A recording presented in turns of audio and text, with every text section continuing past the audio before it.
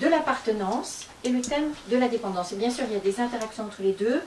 J'ai connecté et j'ai fait surtout des passerelles, mais je voudrais vraiment surtout insister sur la spécificité de chacun de ces mots. Donc, quand je parle de l'historique de tout ce travail que j'ai pu faire, j'aime bien dire d'abord que pendant une décennie, c'était à la mode de parler de communication, communiquer en 10 leçons, communiquer en 3 exercices. Donc il y avait quelque chose qui allait du côté, vous allez comprendre pourquoi j'insiste là-dessus, du côté de parler. Parler, comprendre, expliquer, convaincre, etc. Sur le moment, je n'ai vu que du feu. Je ne me suis pas aperçue que j'allais ensuite être une communicante repentie. Mais je voudrais dire que c'était le premier stade, avec après surtout quelques décennies, notamment après la guerre, où le silence était quand même de bonne loi. Il n'était pas question de trop parler, il y avait des histoires de secrets, etc. Donc première étape. Deuxième étape, et là vous m'avez entendu le dire à peu près chaque fois, c'est la révolution de ma découverte donc de l'attachement. Cette chose tellement révolutionnaire, tellement centrale, tellement vitale, sur dont j'ai parlé, dont je reparlerai évidemment jusqu'à mon dernier souffle. Bon. Et ensuite, il y a quelque chose qui me manquait dans cette application de l'attachement, c'était le côté communautaire, le côté groupe, le côté collectif. Ce que j'aime bien dire toujours, c'est que nous sommes des animaux qui avons besoin de cette dynamique d'attachement, mais nous sommes des animaux sociaux et nous avons besoin de nous inscrire dans des groupes, dans des communautés et d'être dans ce que j'appelle une incarnation sociale et collective. Et puis, toujours donc sur la route, ensuite quand j'ai travaillé sur les violences, témoins de violence, je me suis aperçue que le mot qui pouvait être celui, le quatrième, là, qui bien sûr va rester comme un fond d'écran pour le reste, c'est celui de présence. C'est surtout quand j'ai travaillé sur la violence et que je me suis aperçue que le contraire de la violence, ce n'était pas la parole, ce n'était pas le silence, c'était la présence. Ça pour moi c'était vraiment quelque chose qui donnait tout à coup une cohérence à tout ce sur quoi j'avais déjà roulé, travaillé, réfléchi, etc. Donc ce mot de présence, il m'importe dans la mesure où il peut se décliner avec tous les autres concepts. Alors, je prends un temps aussi pour bien revoir ce que j'aime dire, c'est que notre santé, notre maturité, ça c'est l'introduction que je fais dans d'autres lieux, c'est à base de 3 découvertes et de 3 révolutions dans notre culture, qui est premièrement celle des émotions. Les émotions, donc l'expression des émotions, mais surtout leur accueil, c'est ce qui va nous mettre en mouvement, et motion, il y a bien motion là. Ensuite, la deuxième découverte, évidemment, ça va être l'attachement qui va nous permettre d'être dans l'énergie vitale, et l'appartenance dont nous parlons ce soir, qui va être celle, effectivement, d'être relié à d'autres, et de pouvoir être dans quelque chose de cette conquête d'une autre dimension, qu'on peut appeler humanité, qu'on peut appeler solidarité, qu'on peut appeler être avec et être ensemble. Mais ce que je disais donc tout à l'heure aussi, c'est que ça répond à certaines règles. C'est pas juste se réunir comme des mauvais garçons, je sais pas quoi, et en fait les mauvais garçons peuvent correspondre, ça peut correspondre à ça, mais ces règles, bien sûr ces modes de fonctionnement, je vais y revenir. Ce qui me semblait important là, pour résumer, c'est ce que j'ai mis en rouge, c'est l'appartenance, ça peut être résumé, c'est d'abord avoir un minimum d'existence, je peux dire je, ensuite je passe à cette expérience de dire nous, et quand j'ai pu être dans ce confort, cette sécurité, cette vitalité du nous, comment est-ce que je vais pouvoir redire je avec un supplément de spécificité, d'originalité, d'individualité. C'est ce passage par le nous qui va me permettre d'exister non pas à 2 dimensions comme une image, mais à 3 dimensions, autour de quoi on peut tourner et qui va être dans quelque chose, encore une fois, d'une incarnation. Donc, c'est vrai qu'au départ, j'aime bien dire que plus nombreuses les appartenances, plus solide l'identité, plus salvatrice cette permission de sentir une appartenance, pas seulement la permanence de l'attachement qui est capitale, vitale, mais aussi cette appartenance dans des groupes. Je ne suis pas juste un élément lancé dans le vide, j'appartiens à une famille, un groupe, une église, un groupe politique, un groupe, etc. Et que c'est ça qui va me permettre de faire davantage de racines pour moi. Et plus fortes les racines, plus vivantes encore la vitalité, la santé que je peux revendiquer. Ce qui est très important, et je vais le dire tout de suite de peur d'oublier, c'est que dans le concept d'appartenance, la forme de l'appartenance est toujours moins importante que la fonction d'appartenance. Si bien que quand nous, parents, nous voyons nos enfants, nos ados, ou même notre conjoint, être dans des groupes d'appartenance, nous sommes tentés, mais ce serait vrai aussi pour le désir et pour l'amour, etc., de nous permettre d'exercer cette violence, d'évaluer la qualité de l'appartenance ou la fonction d'appartenance à ce groupe, à la nature du groupe. Non, c'est juste la fonction d'appartenance est suffisante en elle-même. Est-ce que vous voyez ce que je veux dire? Oui. Bon. Oui. Et donc, c'est pour ça que nous avons à nous détacher, encore une fois, et c'est aussi quelque chose que je répète pour tous les sujets, c'est moins l'identité des copains, ou des sportifs, ou du sport, ou du groupe de musique qui est important, que la façon dont la personne va stimuler à nouveau quelque chose de sa santé, de sa capacité à être en relation avec d'autres personnes, avec d'autres projets, avec d'autres missions, avec d'autres plaisirs. C'est ça, c'est la fonction qui prime sur la forme. D'accord? Donc, et bien sûr, ce que j'ai mis en vert ici, hein, c'est ce que l'on va retrouver aussi tout à l'heure dans la dépendance, c'est que la spécificité de l'appartenance est de permettre au sujet de dire « je » et de se sentir un individu original et unique, alors que la dépendance, c'est justement le contraire, c'est ce qui va rendre l'environnement objet et qui va le rendre lui-même objet. Objet de soumission, objet de dépendance, objet de contrôle, objet de séduction, etc. C'est vraiment la ligne de partage des eaux. C'est pour ça que ce n'est pas une frontière fixe, mais c'est à nous de voir comment nous la faisons bouger, cette frontière, au fur et à mesure de notre vie, de nos besoins, des aléas de la route, des accidents, des rencontres, et toutes ces choses-là. Et donc, je disais bien, quand on parlait de communication, on parlait de parler, et qu'au fur et à mesure, notamment avec la qualité de présence, et avec 2 états de veille spécifiques, c'est parler mais pas trop, comprendre mais pas trop. Vous voyez, j'étais donc dans quelque chose d'un petit pas en arrière sur ce qui avait été vendu comme des impératifs qui étaient conditions de la santé individuelle et collective, ce que je crois bien sûr de moins en moins. Ce qui est important toujours, et on va le retrouver tout à l'heure à propos des dépendances, c'est toujours garder en mémoire que ce qui va nous faire organiser à contre-corps, à contre-cœur, et avec des marches ratées aussi, c'est toujours cette peur de l'abandon. Cette peur de l'abandon peut nous faire soit gagner cette autonomie, et je vais revenir sur la terminologie tout à l'heure, soit au contraire, nous rendre dépendants de personnes qui vont se poser comme pourvoyeurs d'une sécurité, quelle qu'elle soit. Donc c'est vraiment ça tout le temps que nous avons à remettre dans l'équation, peur d'être abandonné. Et puis peur, bien sûr, on va le voir aussi, surtout avec les dépendances, peur de disparaître, peur de changer, et bien sûr, je vous renvoie aux 15 injonctions en analyse transactionnelle, notamment, n'existe pas.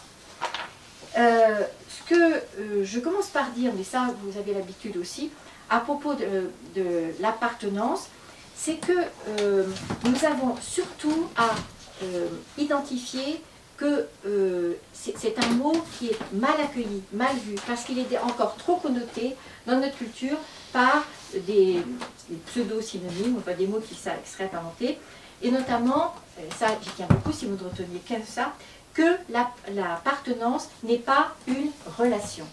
Et ça, c'est vraiment capital.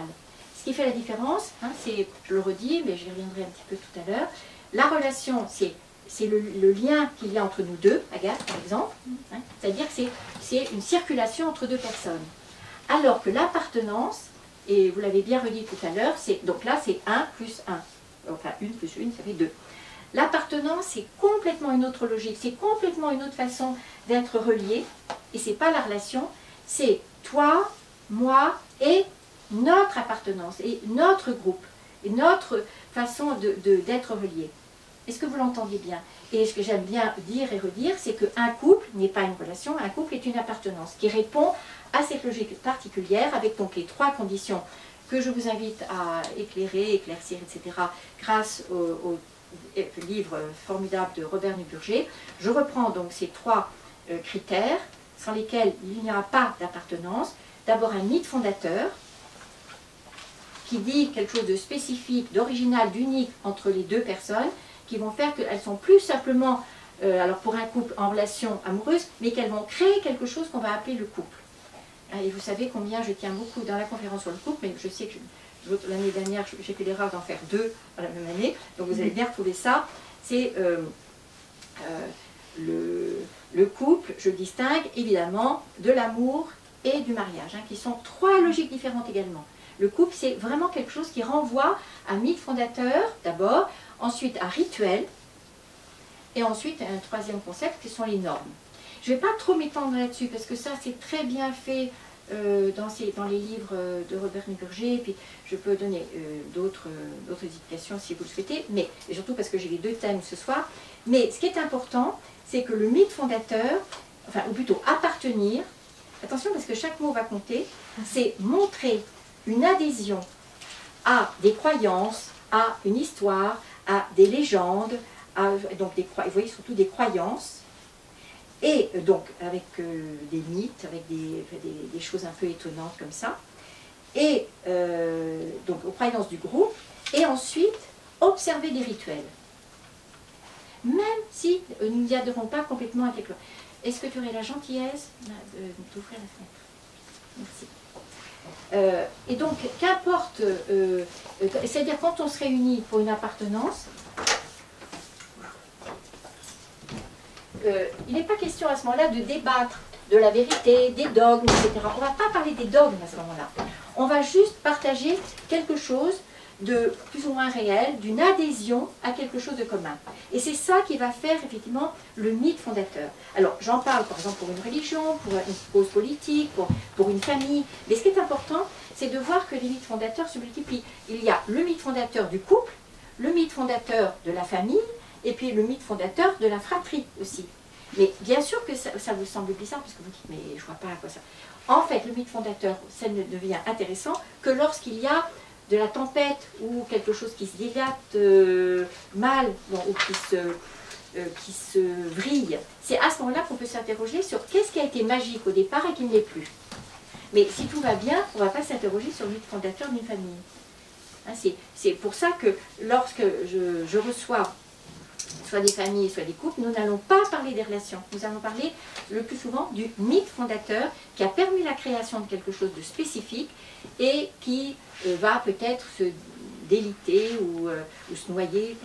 Et qu'à ce moment-là, ce que j'aime bien retrouver chez Robert Nuburger, c'est la nécessité vitale de faire une greffe mythique. Il y a quelque chose qui va être de l'ordre de la créativité, d'un pouvoir de création qui va se trouver inscrit à ce moment-là dans l'histoire. Et ça suppose effectivement de la foi dans l'entreprise.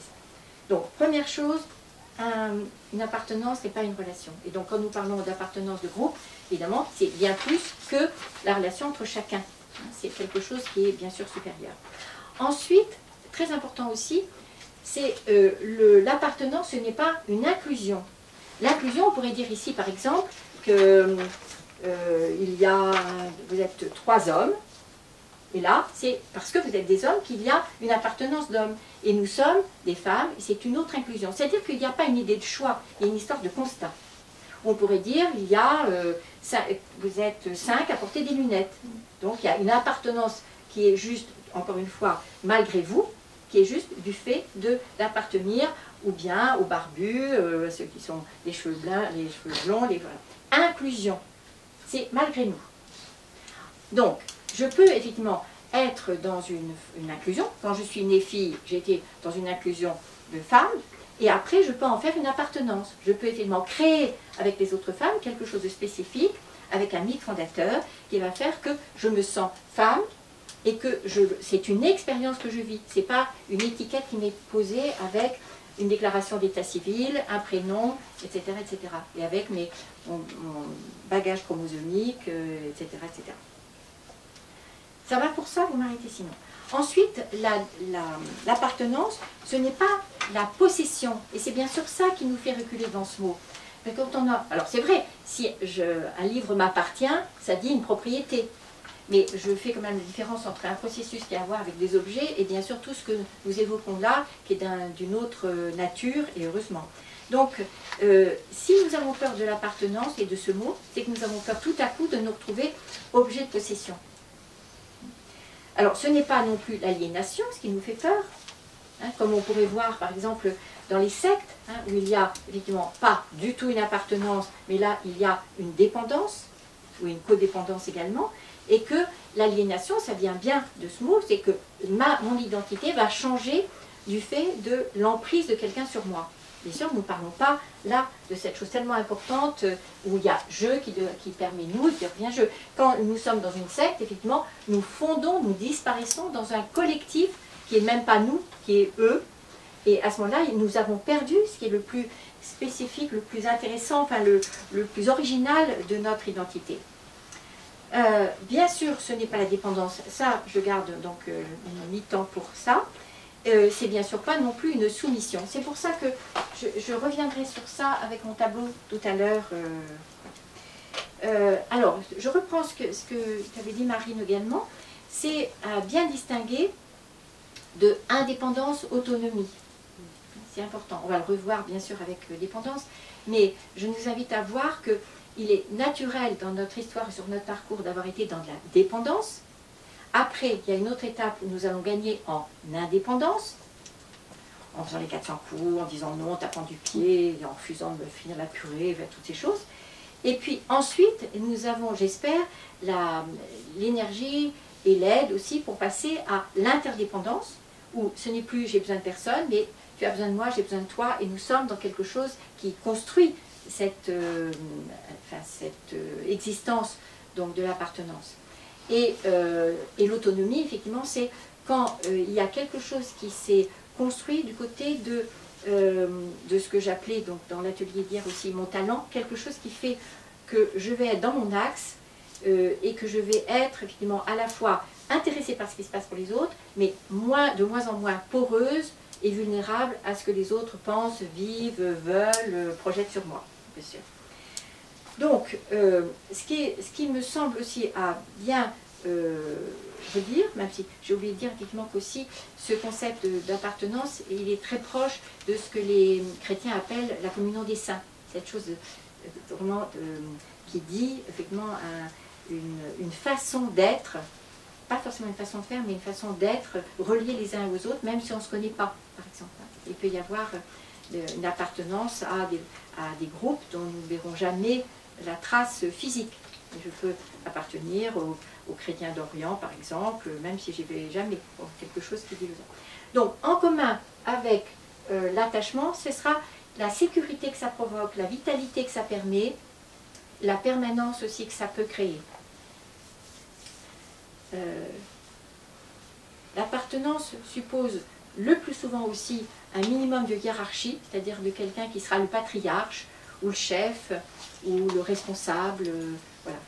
Ça rejoint, vous vous souvenez, un de nos trois besoins donc, vitaux, hein, des limites dans le temps, des limites dans l'espace, et aussi quelque chose qui nous sécurise dans la hiérarchie.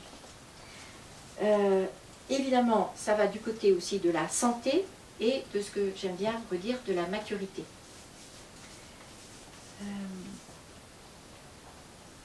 C'est cette appartenance aussi qui permet de distinguer, et c'est l'objectif là, des liens qui alimentent quelque chose de cette santé, et ce que j'appelle dans un autre tableau des ficelles, je dirais des chaînes, des menottes, hein, et bien sûr c'est ça que nous confondons dans notre culture. Les liens, est-ce que c'est quelque chose qui va me soutenir, ou est-ce que c'est quelque chose qui va me réduire, me retenir en arrière? Alors, je voudrais surtout revenir là avec une dizaine de mots que j'ai choisis pour dire les apports, à quoi ça sert, je disais la fonction de l'appartenance. Quels sont les mots qui peuvent dire en quoi c'est visible ou non, en quoi ce sont des conquêtes à faire par rapport à tout ce que notre héritage culturel, religieux, politique, affectif. Alors, la première chose que j'ai bien aimé, c'est retrouver, c'est le concept de sève.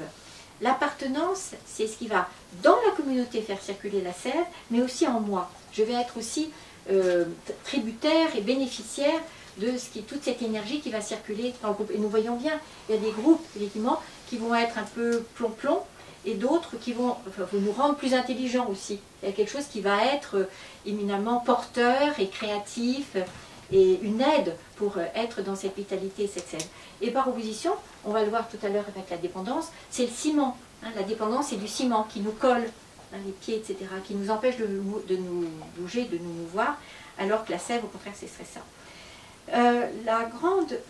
Une des grandes distinctions aussi que je fais, c'est appartenir, avec toutes les entités que j'ai énumérées, c'est-à-dire la famille, la fratrie, le couple, le clan familial, tous les groupes, c'est ça a à voir avec le désir de partager, de célébrer, de multiplier, de faire la fête aussi.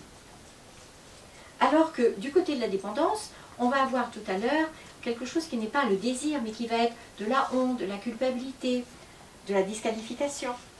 Et aussi, la dépendance, j'ai peur d'oublier tout à l'heure, je le dis tout de suite, ça c'est peu ou prou assorti à la clandestinité. Ce sont des comportements qu'on peut préférer ne pas montrer, faire en cachette, voilà, parce qu'il y a toujours cette honte qui plombe. Alors que du côté de l'appartenance, il y a au contraire quelque chose en plein soleil, quelque chose qu'on aime montrer et oui, mettre à plein jour. J'ai déjà redit, mais je vais le redire pour être sûr que vous n'oubliez pas. Donc, cette appartenance, elle nous met du côté du sujet. Je dis je, et je suis célébrée comme ça. Alors que, on le verra tout à l'heure, toutes les opposés, et de l'attachement et de l'appartenance, ça va être évidemment moi susceptible d'être transformé en objet. Ce que j'aime bien dire aussi, c'est aussi un peu radical, ce que nous apprend l'appartenance, c'est cette dynamique de confiance, de pari, de pari fait sur les autres, la façon dont ça se passe, mais aussi le pari sur la vie, donc quelque chose à vivre. Alors qu'on va voir dans les opposés le contrôle, la séduction bien sûr, les menaces, le chantage. Dans l'appartenance, il n'y a pas ça, il n'y a pas la menace ou le chantage.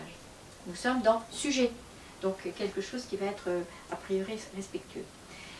Je disais tout à l'heure que dans l'appartenance, il y a finalement un minimum de hiérarchie, un chef de bande, etc.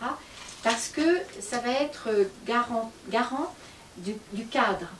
Nous savons bien, quand on parle d'une appartenance, par exemple d'une association, il y a effectivement un cadre, et il y a aussi quelque chose qui a à voir avec une charte, avec un minimum de règlement intérieur, comme dans un établissement scolaire. Et ça, c'est une garantie aussi de sécurité et de mobilité et des meilleures conditions d'élaboration de contrats quelquefois, mais surtout de qualité des échanges qui sont faits, qui nous maintiennent un petit peu étanches à tout ce qui pourrait être au contraire du côté de l'hostilité ou des règlements de compte. Donc le cadre de ce côté qui va nous faire résister à toutes les tentatives ou tentations d'emprise et de tout ce qui est compulsif, que je vais revoir tout à l'heure. Et surtout, l'opposé du cadre dont je parle, c'est le côté sans limite. Et nous allons voir ça dans les dépendances, le côté sans limite, soit dans la consommation, soit quelque chose qui nous met en danger, quelque chose qui n'est pas contenu avec un contenant, et qui renvoie bien à ce qui a pu se passer dans l'histoire de nous bébés. Ce que j'aime bien dire aussi, c'est, avec cette métaphore de la cagnotte, que dans une association, dans un groupe d'appartenance, on va avoir une cagnotte, on va partager, on va mettre de côté, on va anticiper pour faire une fête, pour faire un voyage. Alors que ce qui est le mot à retenir du côté opposé, qui serait le contraire, donc la possession, la domination, etc., on va du côté de la dette. Et ça, je vous invite à l'écrire, à souligner. Toute dépendance, toute soumission, toute aliénation, tout contrôle est même toujours à base d'une dette. Symbolique, réelle, hallucinée peut-être, mais si je rentre dans les pièges de la dépendance, c'est qu'il y a quelque chose d'une dette, qui renvoie bien sûr aussi aux injonctions, aux drivers, à tout le matériel. Si j'ai reçu le driver n'existe pas, il va bien falloir que je mérite. Donc j'ai une dette aussi que je contracte par rapport aux personnes qui m'ont fait confiance, qui m'ont regardé, qui m'ont appelé par mon prénom. Du côté donc, de cette appartenance, on est du côté du regard, de quelque chose qui prend en compte, qui prend en considération, que je vais opposer bien sûr là au mot masque, qu'on va retrouver encore dans tous les opposés que j'ai posés là et que je vais poser tout à l'heure. Deux autres mots que je veux distinguer, c'est, je l'ai déjà dit à propos de désir de célébrer et de faire la fête, mais le mot quand même important dans toutes les appartenances, c'est le mot désir. Vous savez, au sens aussi avec le verbe désirer, verbe intransitif, sans qu'on sache encore de quel objet il s'agit, mais être du côté du mouvement du désir, quelque chose qui porte, qui entraîne, qui donne de l'élan, qui donne envie, évidemment, de sortir de son précaré ou de son jardin de curé. Et alors que l'inverse du désir, ici, ça va être l'angoisse, que je jumelle avec la dette. L'angoisse est toujours ce terreau qui va nous faire basculer du côté de la dépendance et de la soumission. Et puis, bien sûr, vous l'aurez deviné, ce que je retrouve, donc, comme je disais, du côté de l'appartenance, c'est le vital par opposition à l'urgent. Plus je suis dans l'appartenance, moins je serai soumise aux règles de l'urgence, de faire au dernier moment, de faire parce que je ne peux pas faire autrement. Il y a quelque chose qui va s'inscrire autrement sur la ligne du temps aussi, parce que c'est vital. D'habitude, j'oppose urgent et important, et aujourd'hui, je fais le choix de plutôt opposer à urgent vital. Quelque chose de mes choix, de mes engagements, des missions que je me donne, des enjeux, mais surtout de mes engagements. Trois conditions que je mettais pour toujours traiter et majorer nos lieux d'appartenance, nos groupes d'appartenance, c'est, bien sûr, je reviens à le deuil du dû. Donc ça, c'est le minimum. Sinon, chaque fois que je suis encore dans la croyance que les autres me doivent ou je leur dois avec cette histoire de dette, je vais être, bien sûr, plutôt du côté de la dépendance. Et donc, faire le deuil du dû, c'est me donner cette légitimité, cette estime de moi, qui vont me permettre d'être dans des échanges, dans des demandes et surtout dans l'expérience de la frustration. C'est cette frustration qui va me permettre d'être dans cette appartenance. Frustration que j'oppose à deux mots que vous connaissez par cœur, qui sont la privation, c'est important, et toutes les formes de violence aussi, toutes les autres formes de violence. La frustration, donc à réhabiliter comme une façon de grandir, de gagner en maturité et de gagner en autonomie par rapport aux pressions ou aux obligations supposées et toutes ces choses-là par rapport aux autres.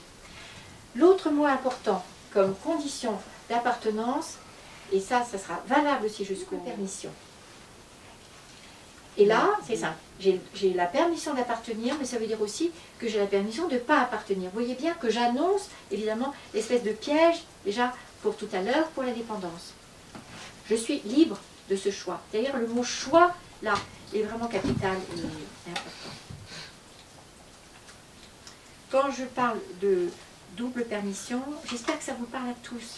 Je peux faire la même chose, parce que je me sens obligée et que j'imagine même pas ne pas, par exemple, appartenir, et vous voyez bien que je suis dans une contrainte.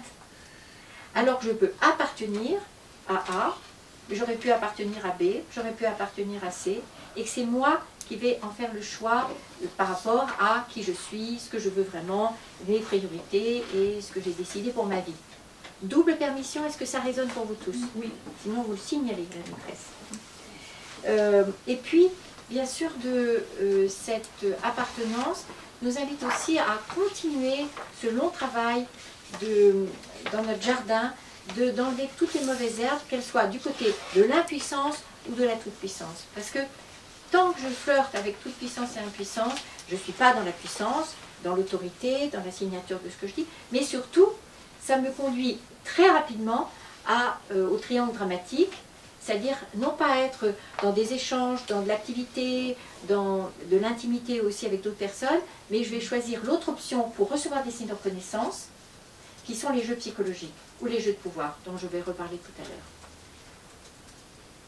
Si je flirte encore un peu avec de la disqualification, avec de l'impuissance, c'est toujours comme ça que ça se passe, mais je ne vaux pas la peine, je ne le mérite pas, pourquoi est-ce qu'on s'intéresse à moi, je vais ouvrir la porte, évidemment, à quelque chose de la construction d'un triangle dramatique. Je vais rencontrer effectivement des personnes qui vont être dans tous ces jeux, qui sont tellement bien initiés avec tous les modèles en rayon dans notre culture, avec donc des jeux de persécution, de victimisation, de chantage, etc. Donc c'est important là.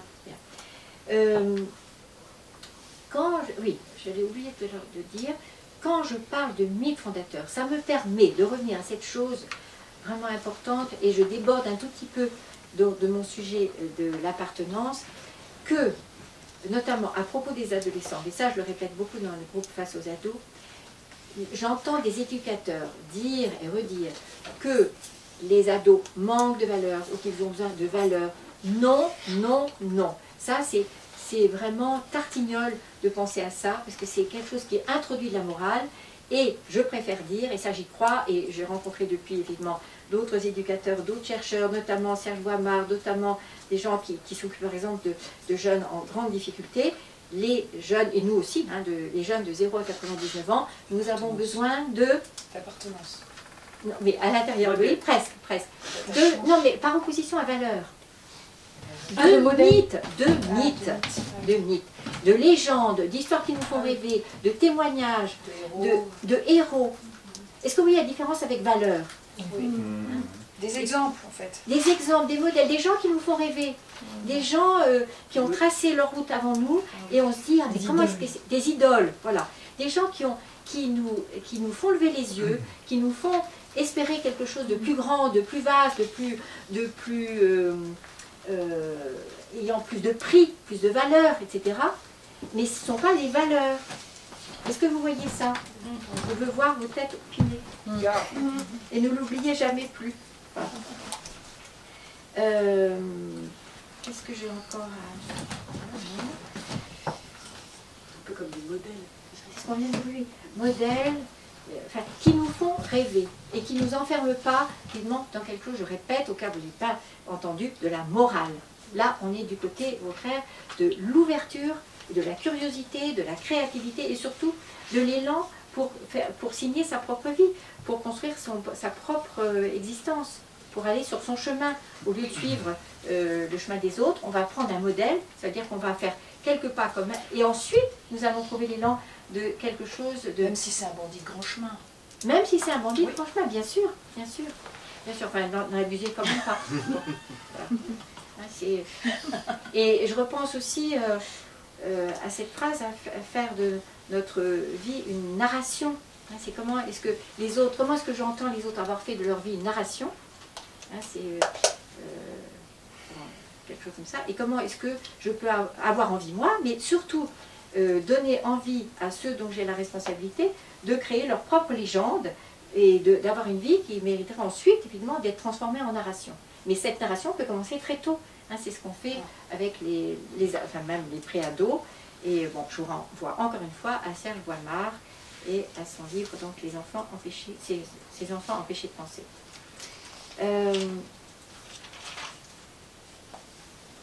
Quand je fais un petit pas en arrière là, quand je parle de cette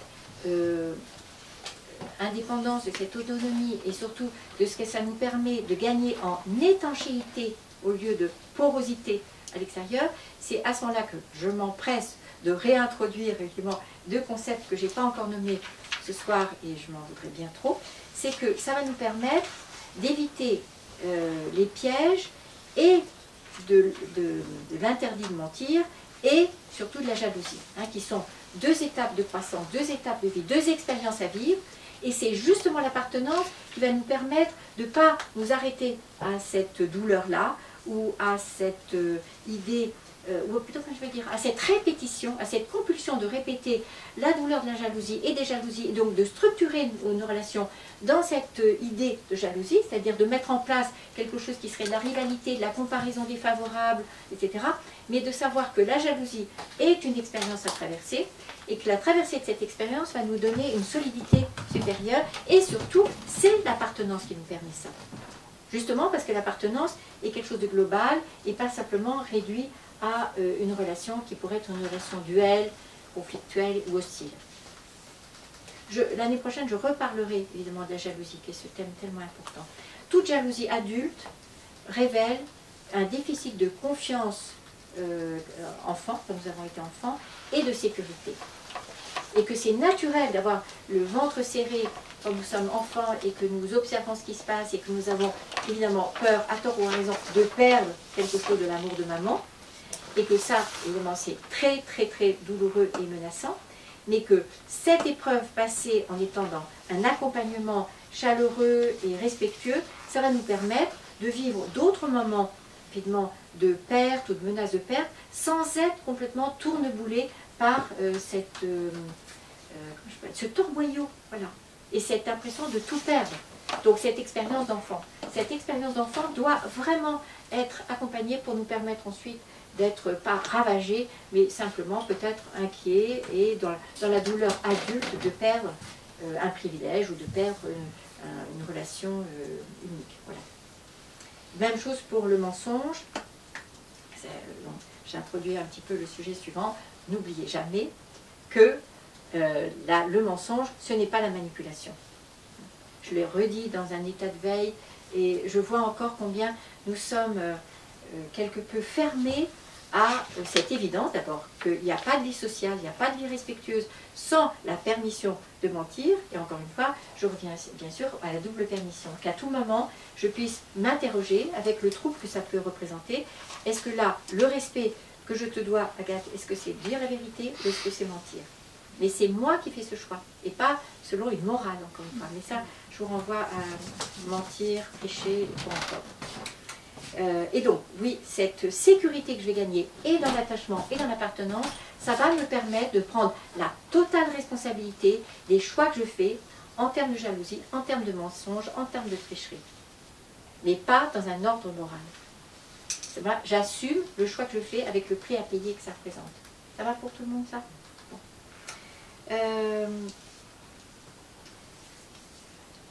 Donc, qu'est-ce que j'ai fait? Je regarde ce que j'ai publié. Je vous renvoie bien sûr à Cyrulnik, je vous renvoie bien sûr à Robert Nuburger, et je peux aussi vous renvoyer d'autres noms qui me semblent importants là. Je vais reparler de ce. Je crois que j'ai fait le tour. Si vous avez une question, elle est bienvenue. Est-ce que tu conseillerais de Robert Nuburger? C'est Territoire de l'intime et couple. Nouveau couple au pluriel et sans article. Il y a d'autres choses aux éditions d'organisation qui sont un tout petit peu plus délicates, mais ces deux livres-là, chez Odile Jacob, se lisent comme un roman policier. Donc vous pouvez liser en vue. Alors, bon, j'espère que vous retenez bien les trois étapes que je vois. Gagner en énergie, gagner en santé, et là, gagner en humanité, en faculté de dépasser notre cahier de compte, je peux aussi payer les impôts, et tout ça, et être dans une autre instance de vitalité. Énergie, santé, enfin les deux sont liés, et là, c'est le gain de l'humanité. Ça, je l'ai dit tout à l'heure, je regarde encore.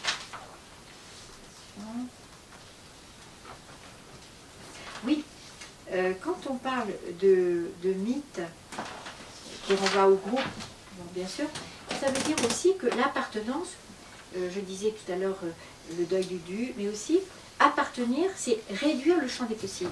Si je vais à tel endroit, ça veut dire qu'il y a d'autres endroits je ne pourrais pas aller. C'est dans l'énéagramme, c'est ce que le 7 a du mal à faire. Le 7 a du mal à réduire le champ des possibles, il voudrait tout faire. Donc quand un vendredi soir, il est capable de faire 3 fêtes à la suite, parce que c'est trop douloureux d'aller que chez la copine de Corinne. Alors je voudrais aussi aller chez Thibault, puis je voudrais bien aller au cinéma aussi de minuit. Donc ça veut dire choix, des choix, des choix, et choisir, ça veut dire à la fois renoncer, mais ça veut dire aussi payer le prix de ce choix. Voyons bien que l'appartenance, ça va plutôt du côté des réseaux que du côté des ghettos. Parce qu'il y a justement il y a bien sûr une frontière entre ceux qui appartiennent et ceux qui n'appartiennent pas, mais cette frontière, évidemment, a une douane quelquefois, mais des portes, un passage, alors que le ghetto dit l'inverse, bien sûr. Quand je parle d'appartenance, c'est à ce moment-là que je veux dire que, j'avais oublié de dire ça, que de fait, quand je nais, j'ai un patrimoine génétique, alors que l'appartenance va doubler cette génétique de généalogique. Parce que j'ai effectivement une place dans une famille, un clan, un pays, etc. Et que c'est ça que dont je vais faire le choix ou non, mais c'est ça qui va me donner une appartenance. J'appartiens à tel clan, j'appartiens à telle école, à l'association des anciens. Est-ce que vous voyez bien que ça dit aussi quelque chose de mon histoire, pas simplement de ma naissance, mais des conditions de ma naissance peut-être, mais aussi de la façon dont je me suis inscrite dans plusieurs appartenances. Donc de la même façon, il y a mon hérédité, mais aussi tout mon héritage. L'héritage, est-ce que j'en fais? Est-ce que je l'adopte? Est-ce que je le récuse? Est-ce que j'en fais le tri? Est-ce que je fais des choix pour garder effectivement ce qui a du sens pour moi et éviter de prendre des choses effectivement qui seraient d'un autre ordre? Et ça, j'annonce bien sûr la prochaine conférence sur l'héritage, que j'avais déjà faite, mais je vais refaire.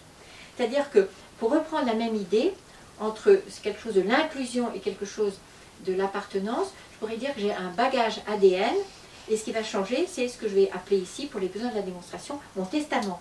Mon testament, ça dit aussi comment je m'inscris. Et plusieurs personnes m'ont demandé de faire un atelier sur le testament. Je peux dire aussi que je peux être issu d'une graine, mais que l'appartenance, ça dit la bibliothèque. Quels sont les livres que j'ai choisis aussi, qui disent autant d'appartenance. Voir la bibliothèque de quelqu'un, ça dit effectivement, c'est sa façon d'être relié à d'autres groupes, de curiosité, d'intérêt, d'études, de recherche, etc., etc. Donc, je redis bien, parce que je l'ai dit un petit peu différemment tout à l'heure, le mythe, c'est l'histoire fondatrice d'un groupe. Qu'importe qu'elle soit vraie ou pas. C'est ça que redit Boimard, c'est ça que redit Albrecht, Pierre-Henri Albrecht, je crois, Pierre-Yves Albrecht, qui s'occupe effectivement de personnes qui sont allées très très loin dans des dépendances et qui l'emmènent dans le désert, dans des tempêtes, etc.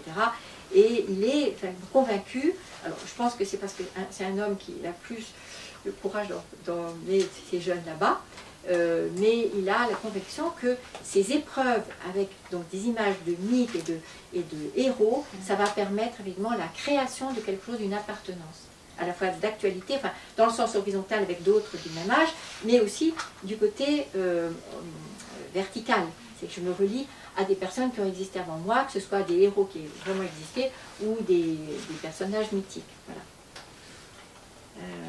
Voilà, je crois que j'ai dit l'essentiel sur ce concept d'appartenance.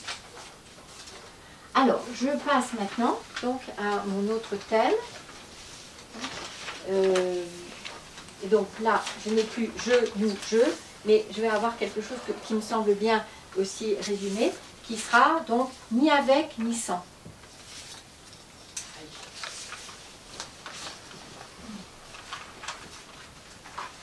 Alors, rappelez-vous encore la base.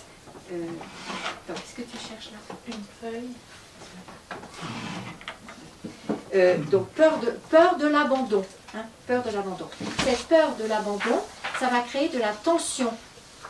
Cette tension, est-ce que je suis capable de la vivre avec les frustrations dont elle est sortie, ou est-ce qu'elle va me mettre dans une forme soit de régression, soit de paresse, soit évidemment de ce qu'on appelle ici les dépendances. Donc, dépendance, bien sûr selon la tradition, je vais la distinguer là pour vous. J'aime beaucoup la première distinction que je fais entre dépendance et manipulation. La dépendance, c'est quelque chose entre moi et moi, bien sûr avec un objet de dépendance, mais dont je ne suis pas très curieuse là. Je redis, pour faire simple et court, que tout peut être objet de dépendance. Alors quand nous pensons en dépendance, nous pensons aux produits toxiques, on pense à la sexualité, à l'argent, au travail, au sommeil. Bon, on pourrait faire un catalogue toute la nuit, mais ça ne rentrait pas encore compte de cette chose importante, et j'aimerais vraiment que vous l'entendiez, que quand nous pensons dépendance, ne pensons pas objet, pensons relation entre une personne, un individu vivant, avec quelque chose à l'extérieur, qui peut être objet, qui peut être aussi une valeur, une croyance, un mythe, etc. aussi, qui peut être une idéologie, qui peut être un dogme, qui peut être un lieu, qui peut être n'importe quoi. Tout peut être, une personne, bien sûr, une personne, tout peut être objet de dépendance selon la façon dont la personne s'est emparée au moment où elle était peut-être en train de disparaître ou de mourir, elle s'est emparée de cet objet pour en faire une source de vibration, une source de stimulation hormonale, une source de vitalité. Après, ça peut mal tourner, mais dans un premier temps, c'est quelque chose de vital. Est-ce que vous l'entendez bien? Ouais. Cécile, fais-moi une copine du bonnet. Voilà. Donc, il y a ensuite, bien sûr, la genèse, c'est que, par exemple, j'enfonce une porte ouverte, mais ça nous donnera déjà un premier exemple, que si, quand j'avais 6 mois, j'avais très besoin d'être dans les bras de maman, de sentir son odeur, etc., et que j'appelle et qu'elle me prend dans les bras, mais que je continue à pleurer, elle se dit, bon, il y a quelque chose qui ne va pas, qu'est-ce qu'elle va faire si elle a même ni lu ni Spock, ni Dolto, ni quoi que ce soit, si elle est juste inquiète? Si elle ne nous a jamais rencontrés en plus. Elle n'a pas de chance. Qu'est-ce qu'elle va faire? Ça va lui donner à manger. Elle va lui donner un biberon. Ouais. Et donc, qu'est-ce qui va se passer pour papa? Bon, mais au fur et à mesure, qu'est-ce qui va se passer? Eh bien, ça va créer effectivement quelque chose d'une compulsion au moment où je suis angoissée de manger sucré, de boire de l'alcool, de boire du coca, de boire n'importe quoi, ou de manger. Il y a quelque chose qui s'installe. Dans un premier temps, ça m'a sans doute soulagé de boire de l'eau sucrée ou du lait. Mais dans un deuxième temps, effectivement, ça m'a fait occulter le véritable besoin que j'avais à ce moment-là, qui était celui du contact, qui était celui de la relation, qui était celui d'une odeur, qui était celui d'un pot à pot. Et que, une fois adulte, je peux effectivement être dupe de moi-même, et qu'au lieu de trouver cette stimulation, cette vibration, cette capacité d'attachement dans la relation avec quelqu'un, de façon physique, symbolique, affective, etc., je vais effectivement retrouver le pratique, si je puis dire, l'automatique, le réducteur sans doute aussi, de la référence ou du recours à un produit, une idée, une consommation, n'importe quoi. Et là, je ne vais pas refaire le catalogue, ça nous prendrait beaucoup trop de temps. Et bien sûr aussi, c'est ce qui peut se passer dans la relation avec quelqu'un. Et ça, tout ceci dommageable. C'est aussi, donc, d'une autre façon, après sur un plan mental, sur un plan d'une autre forme de relation, ça va être ce que je voudrais toujours dénoncer, la dépendance à l'autre, avec donc ce que j'appelle les mauvaises herbes du jardin, vouloir comprendre, vouloir être comprise, vouloir t'expliquer, vouloir avoir raison, vouloir motiver, vouloir que tu m'obéisses si tu es mon fils, vouloir t'obéir aussi si je suis dans l'autre pôle. Toutes ces mauvaises herbes du jardin viennent de la même racine, c'est encore une fois mal supporter la frustration ou ne pas avoir été accompagné de la frustration et vouloir effectivement à ce moment-là passer du côté du contrôle. Si j'ai peur de ne pas être en relation, si j'ai peur de ne pas être dans l'attachement, si j'ai peur de ne pas être dans l'appartenance, je vais immédiatement reprendre des modèles en rayon, et les modèles que nous avons eus en rayon enfant, c'était le contrôle. Vous l'entendez? Ça, c'est même pas à option, c'est ce que nous avons vécu. Le contrôle, que je distingue ici, encore une fois, de la séduction. Mais fais-moi plaisir, tu me rends malade, sans toi je n'y arrive pas, tu es la seule personne sur laquelle je puisse compter, etc.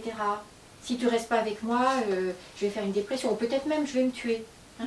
Donc tous ces moyens qui sont l'alternance, évidemment, entre contrôle et séduction, qui ont le même impact, évidemment, sur le contraire de l'appartenance et l'attachement, ça a en commun d'être de ce côté-là où moi, dans ce cas, je suis objet, et je vais réduire le champ, évidemment, de cette aptitude et de ces permissions d'être dans relation, appartenance, attachement et qualité de présence. Il y a toujours cette peur aussi, peur de perdre, peur de manquer, peur de changer. Et que quand j'ai peur de perdre, automatiquement, et par mimétisme, je vais remettre des mécanismes de contrôle. C'est-à-dire transformer l'autre en pourvoyeur unique, universel, de satisfaction pour moi. Donc vous voyez bien que le mot frustration continue à circuler. Plutôt que de supporter la frustration, je vais demander à l'autre de changer son comportement, ou sa façon d'être, ou sa façon de sentir, pour moi éviter donc de vivre cette frustration que je pourrais vivre comme une mort intérieure. Le troisième mot, c'est donc domination-soumission. C'est très différent de la dépendance, dans la mesure où La dépendance, je peux mettre beaucoup d'énergie à la prolonger, parce que je la vois comme source de vitalité pour moi, ou au moins de sursis, de survie également. Alors que domination, on va avoir aussi la même équivoque ou la même ambivalence, mais à l'œil nu, quand même, la personne qui est dominée, qui est dans la soumission, elle va quand même émettre le souhait, conscient ou inconscient d'ailleurs, de sortir de cette domination. Donc là, il y a peu ou prou toujours l'idée de s'en débarrasser de la soumission. La dépendance, beaucoup moins. La dépendance, c'est quelque chose de tellement nutritif et validé par la culture qu'on va y rester plus volontiers que la soumission. Et évidemment, il y a des points communs dans tout ça. Je suis juste en train de nous permettre de distinguer pour identifier là où nous nous prenons les pieds dans le tapis. Mais bien sûr, ça a à voir ni avec ni sans, avec objet et avec la dépendance elle-même. Oui, je n'ai pas été jusqu'au bout de ma phrase. Dépendance, c'est donc ma relation, plutôt ma façon d'avoir survécu donc aux chocs sur la route et aux manques et aux privations également, plutôt qu'aux frustrations, alors que la manipulation dit quelque chose où je majore la relation que j'ai avec l'autre. Je vais manipuler quelqu'un, mais moi, je vais me manipuler en étant dans la dépendance. Est-ce que vous faites la distinction? Dépendance, c'est entre moi et moi. Manipulation, c'est entre moi et les autres, ou les autres et moi. C'est juste une petite distinction que je fais là. Ça veut dire d'avoir survécu à des frustrations, c'est pas ça? Aux privations, aux aléas, aux manques, aux violences aussi. Hein, aux violences, bien sûr, soit institutionnelles, soit les violences que tous les bébés supportent sous prétexte d'un dogme, d'un docteur Spock, etc. Ou supposer que les parents sauraient mieux que nous ce dont nous avons besoin. Toutes ces choses. Privation, privation, privation. Et privations qui sont encore vues comme des outils pédagogiques au lieu d'être vus comme des calamités qui sont immédiatement, potentiellement destructrices finalement pour l'enfant à n'importe quel âge. Hein? La privation, c'est quelque chose qui ne prend pas en compte le besoin. La frustration, c'est quelque chose effectivement qui refuse la satisfaction d'un désir. C'est ça la grande différence.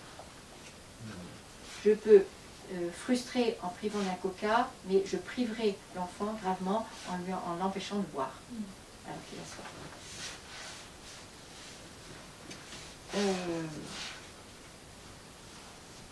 Oui, ce que je n'ai pas précisé encore, c'est là que j'annonçais déjà tout à l'heure, c'est avec domination, soumission, que je vais avoir les jeux de pouvoir, les jeux psychologiques, toutes ces choses que nous mettons en place pour éviter l'expérience de l'intimité.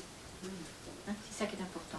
Soit je vais me nourrir grâce à des moments d'intimité, des fous rires avec les uns, des moments de connivence avec d'autres, avec des projets communs, vous voyez, toutes ces choses qui disent que la peur est restée au vestiaire. Ça va être toutes les formes d'intimité. Et que si je ne suis pas nourrie avec cette capacité-là, avec ces permissions et avec les bons partenaires, je vais effectivement être tentée de revenir à toutes les formes de manipulation ou de jeu, enfin, avec domination et soumission. Jeu psychologique, jeu de pouvoir, ça je vous renvoie bien sûr à Claude Steiner, qui parle bien de la différence entre les deux, ce qu'on a vu l'autre jour aussi à propos des manipulations. Ce que je n'ai pas suffisamment rappelé là, à propos de séduction, c'est tout l'extraordinaire travail d'Olivier Morel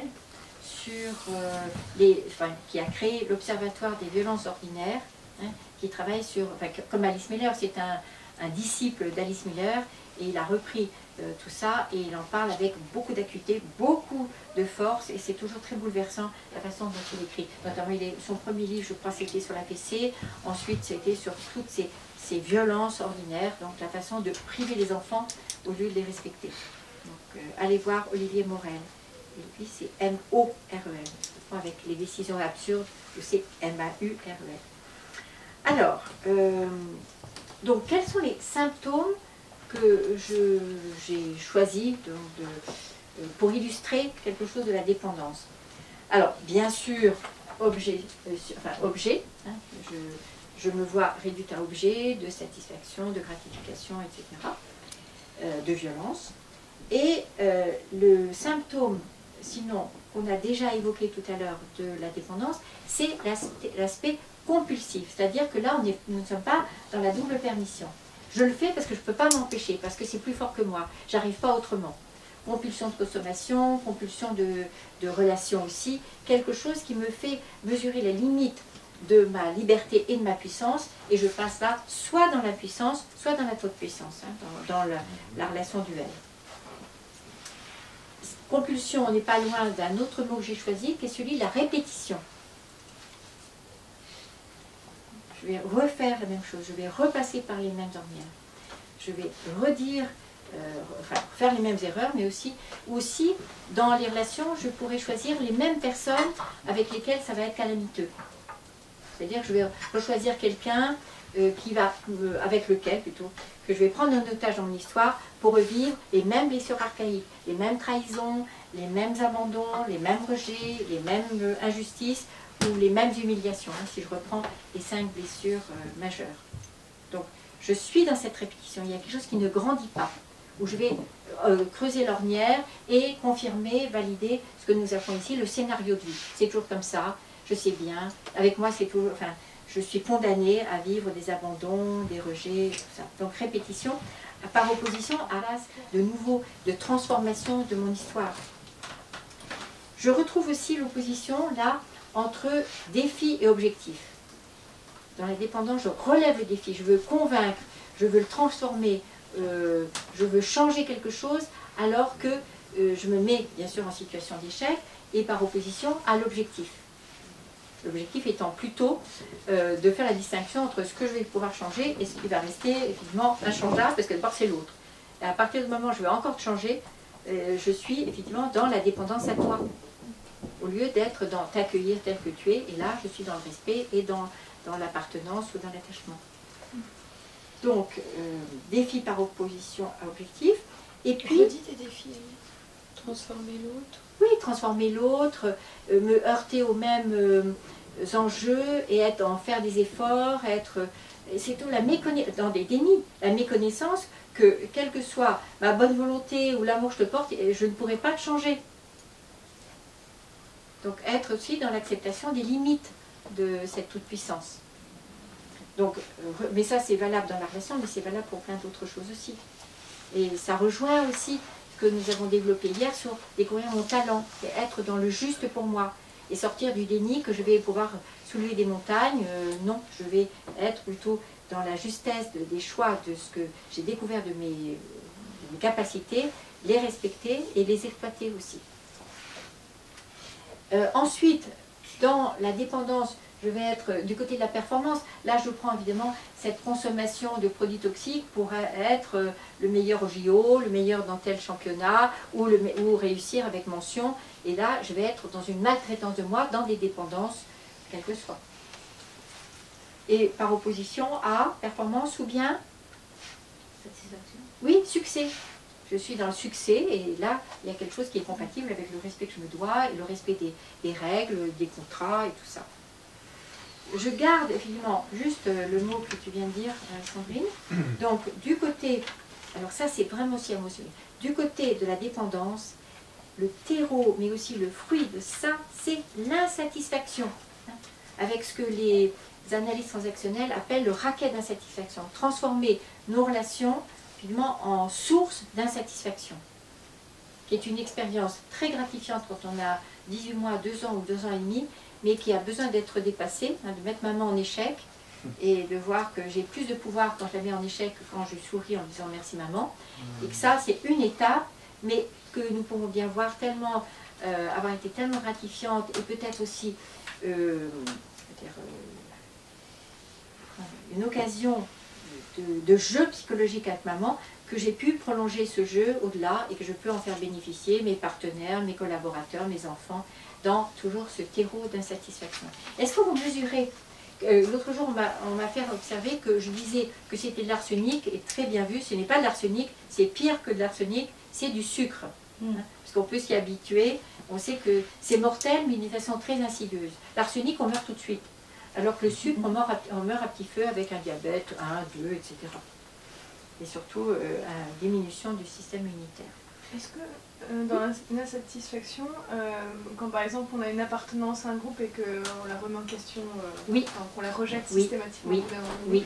c'est quoi? C'est qu'on l'a mis dans un état de dépendance ou qu'est-ce qui... Oui, c'est qu'à ce moment-là, tu peux être gratifié, toi, dans cette remise en question, par les vibrations que ça provoque et le pouvoir que ça te donne. C'est-à-dire que si tu adhères, avec le prix à payer, etc., tu vas dans le même mouvement. Il y a quelque chose qui va être aussi cadeau fait aux autres. Mais tu peux avoir fait l'expérience que garder le cadeau, ou alors le montrer et puis le retirer, c'est bien plus costaud, c'est bien plus chargé de pouvoir. Et donc pas de relation, mais de pouvoir. Pas de puissance, mais de pouvoir. Le pouvoir, c'est... Enfin, la puissance, c'est plus. Le pouvoir, c'est plus moins. Mais je peux être aussi dans le jeu de pouvoir en moins plus. Je me mets en état de victime et je te fais chicotage, soit en tant que persécuteur, soit en tant que bourreau, que sauveteur.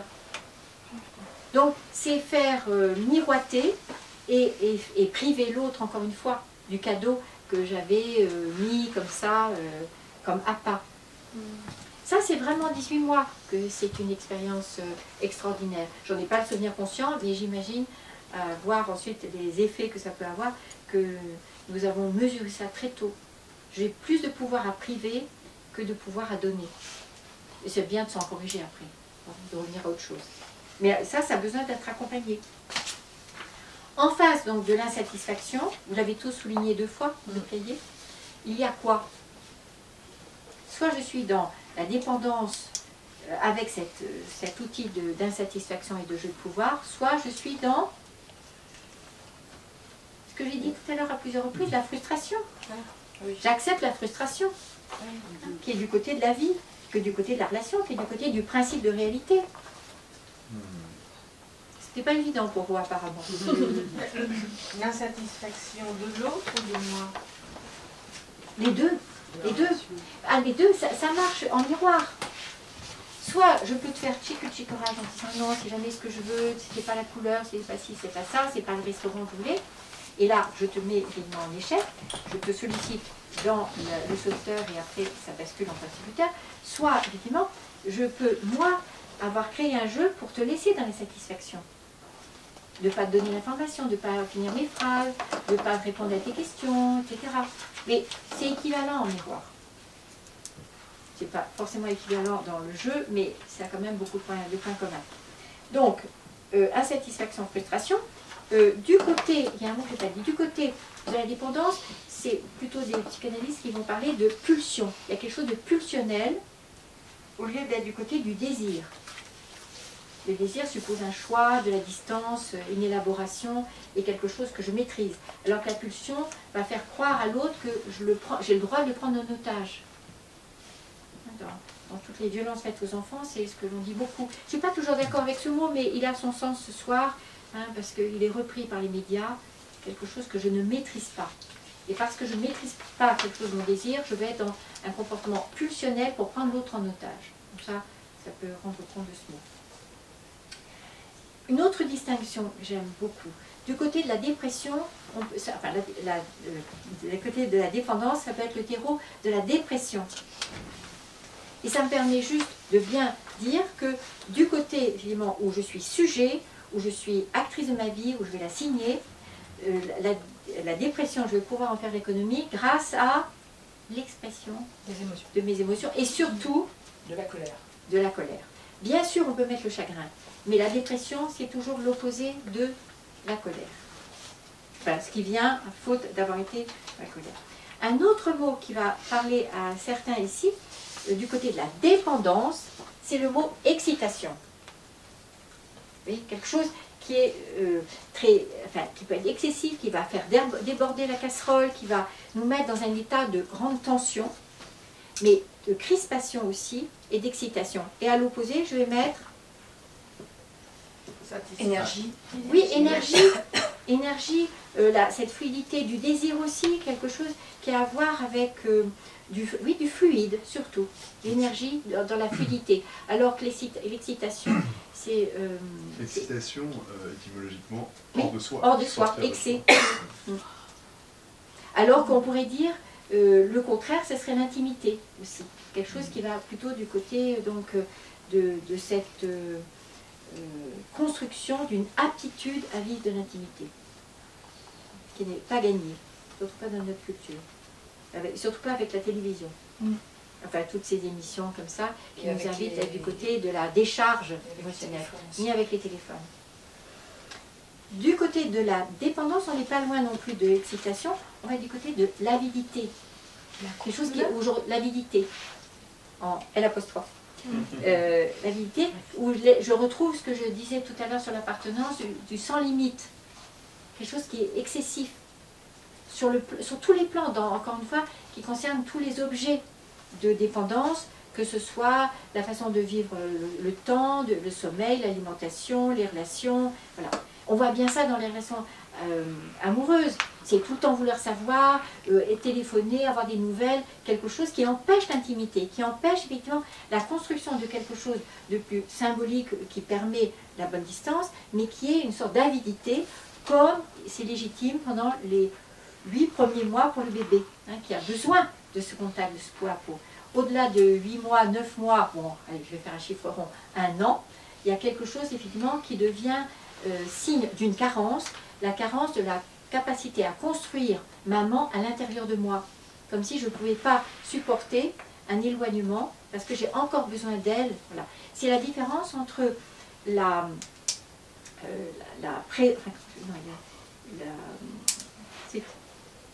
perception et la représentation. Hein.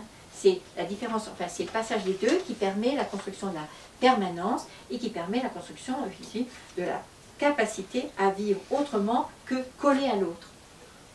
Donc, mieux l'enfant peut avoir vécu cette perception avec le poids, peau, l'odeur, et tout ce que je dis de conférence en conférence, mieux il pourra effectivement être dans l'expérience de la représentation. Au moment où je peux me représenter maman, c'est-à-dire l'avoir intériorisée, savoir qu'elle existe et que quand je vais revenir à la maison, elle sera là, ou quand elle va revenir, évidemment, ça sera la même personne, à ce moment-là, je peux construire quelque chose d'autre que cette dépendance. La dépendance est légitime dans les premiers mois, elle devient rapidement pathologique quand il y a cette avidité, hein, ce sans limite. Voilà. Et ce que nous retrouvons encore une fois dans la relation amoureuse et majorée avec tous les outils techniques, bien sûr, Skype, téléphone, etc. Comme ce serait intéressant de voir que mieux je sais me séparer de ces outils-là dans la relation amoureuse pour le moment, mieux je construis une relation effectivement d'attachement, d'appartenance et capable de supporter là le principe de réalité, que nous ne sommes ni symbiotiques, ni fusionnels et tout ça. Par opposition à avidité, vous mettez quel mot? Gourmandise. Gourmandise. Ah, Tout juste. Gourmandise. Curiosité. Du côté gauche, on aura bien sûr la boulimie, alors que du côté droit, enfin, mon tableau tel que je le pose, du côté de moi, sujet, moi, je suis gourmande en tant que personne vivante, capable aussi de vivre la frustration. Et puis, dernière opposition, toujours pour mettre des mots sur ce qui est spécifique à la dépendance telle que je la pose ce soir, c'est, on l'a déjà vu, du côté de toutes les dépendances, de tout ça d'ailleurs, dépendance, contrôle, domination, c'est l'excès, alors que le mot que je n'ai pas encore dit, c'est la capacité de sentir la satiété. Et ça, c'est aussi riche. Quand c'est bon pour moi. Et donc d'être capable, quand je suis petite, de dire c'est assez maman, je vais m'éloigner, je vais partir, d'abord aller un peu plus loin, puis ensuite aller chez mes copains pour dormir, puis ensuite partir un peu plus loin. Hein, je sens que c'est bon. Et que nous avons aussi à voir qu'en tant que parents, nous pouvons soit être dans le respect de cette satiété, avec les retours, avec les changements, ou bien au contraire, confondre ce désir-là de s'éloigner et de créer d'autres choses avec ma propre peur d'être seule et donc mon besoin de garder de part devers moi pour éviter l'expérience du deuil.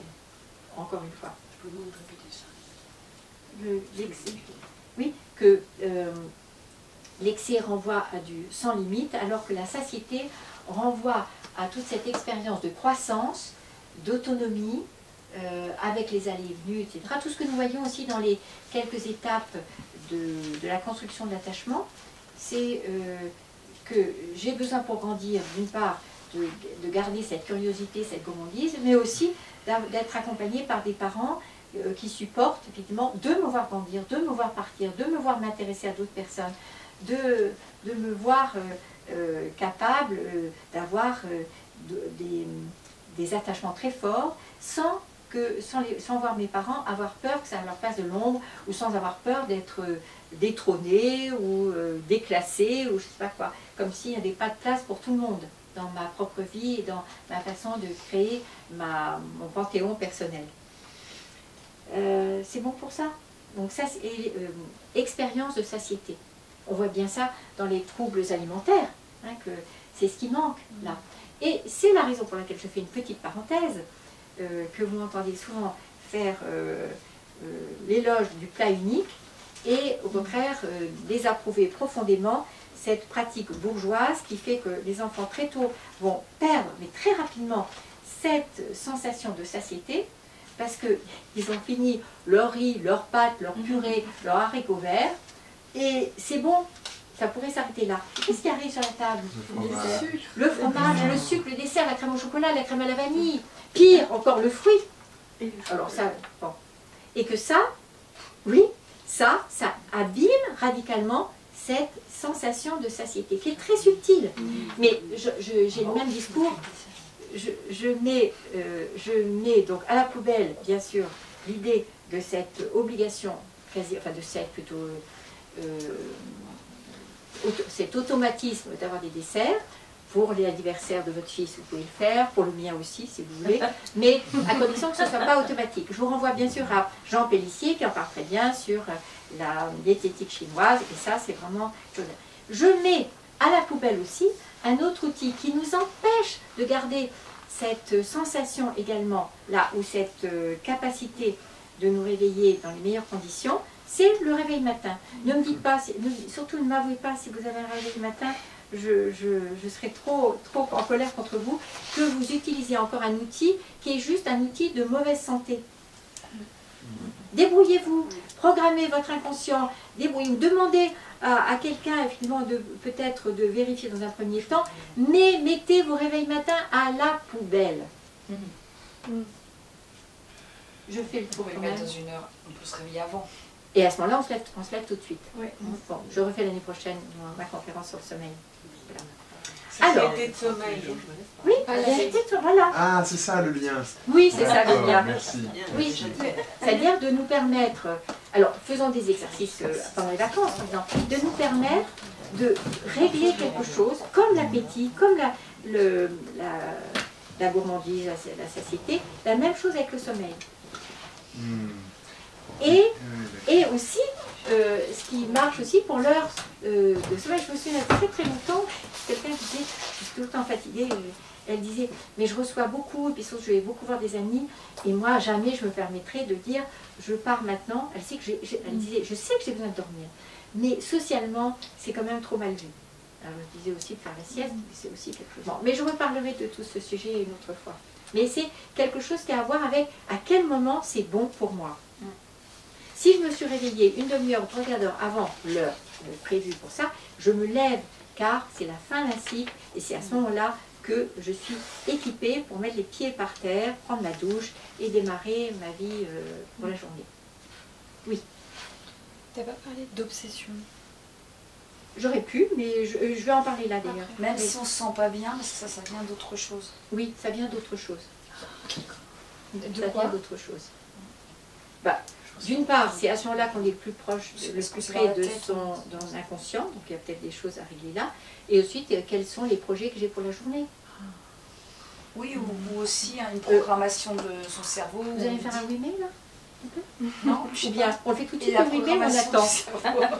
Ben, c'est ce que je dis à propos d'intention, mais c'est ce que je dis à propos aussi de projets pour la journée. Il y a le réveil du week-end, le réveil de la semaine, le réveil de vacances. Qu'est-ce qui se passe pour moi, bien sûr. Aliette, j'ai Oui. une question, mais c'était pas le moment. N'importe. Quand on nous a en fait, on nous a imposé une appartenance ou des appartenances. Tu penses à quoi? Appartenance à un milieu social, appartenance à une religion. Et du coup, qu'est-ce qui se passe après quand on... Est-ce que c'est pas librement vécu en fait? Alors, C'est imposé. oui, mais ce que nous avons fait comme expérience, que souvent ces appartenances, presque inclusion imposée, nous avons pu en faire quelque chose de vivant pour nous. Parce qu'encore une fois, ce qui est prioritaire sur les croyances, les idées, etc., c'est le fait d'être ensemble, c'est le fait de partager quelque chose d'une vie commune. Et de multiplier les expériences. Et de multiplier les expériences, me souffle-t-on au fond de la classe. C'est-à-dire que après, tu peux être en désaccord avec les dogmes, avec les idées, avec les croyances, avec les pratiques. C'est secondaire. Ce que tu as fait comme expérience, c'est quelque chose d'une adhésion à du commun. Exactement comme dans une famille, c'est exactement comme une école. Je peux après avoir trouvé que c'était ci ou ça, je peux désapprouver telle pratique. N'empêche que nous avons toujours intérêt à voir la fonction d'appartenance et adhérer. Oui, alors que je vois beaucoup l'identité que j'ai, enfin que je me définis par l'appartenance comme une identité en fait. Et d'où le rejet d'autant plus Voilà, fort. voilà. Ok. Parce que ça, c'est la façon dont c'est récupéré.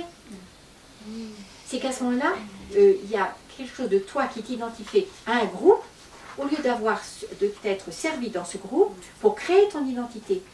D'accord. Ouais, je comprends. Mais même sur des choses d'appartenance professionnelle, quoi. Dans un syndicat de psy, là, je peux y trouver quelque chose d'une appartenance sans être du tout dans les mêmes idées, etc. Tu vois, vois bien le processus avec soit la tâche, soit quelque chose du risque d'identité, d'identification. Et nous avons tout le temps à nous méfier de ces risques d'identification à un métier, à un groupe, etc. C'est pas la même chose du tout. Et c'est bien que tu poses la question parce que je ne l'ai pas suffisamment souligné, ça. S'identifier ou surtout ne pas s'identifier. Ouais. Là, je parlais plutôt... Oui, là, je parlais plutôt d'identification. Ce que j'ai toujours détesté, c'est qu'on me dise, par exemple, ah oui, vous pensez telle chose parce que vous êtes catho, parce que vous êtes... Ça, je déteste ça, Oh là là, évidemment. c'est insupportable. C'est juste Mais insupportable. c'est autre chose. Je pense que je souligne bien le mot réduction de quelque chose de ma faculté de penser à quelque chose qui serait dû à un groupe d'appartenance, où on devrait dire la même chose à l'Hivernois ou les Panafieux. Je déteste ça, parce que j'ai effectivement ces appartenances, mais je suis moi aussi capable de penser comme ou sans ou autrement. Mais du coup, c'est ce qui fait qu'on peut aussi accepter les imperfections d'un C'est ça, c'est ça. C'est ce que j'appelle savant, etc.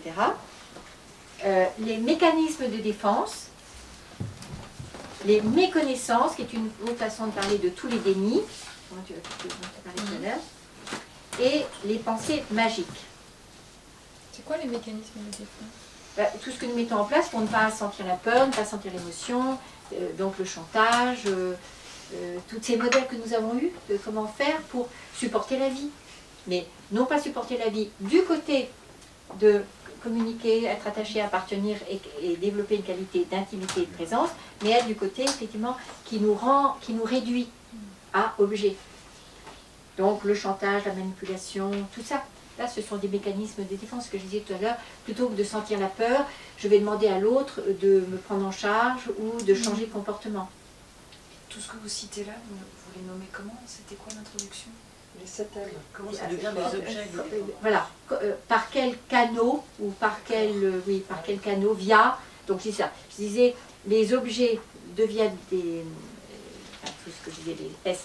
Deviennent des objets de dépendance via les modèles que nous avons eus, les masques que les personnes ont portés, les magazines, les modèles que nous avons reçus, je l'ai déjà dit, mécanismes de défense, les méconnaissances ou les dénis et toutes les pensées magiques.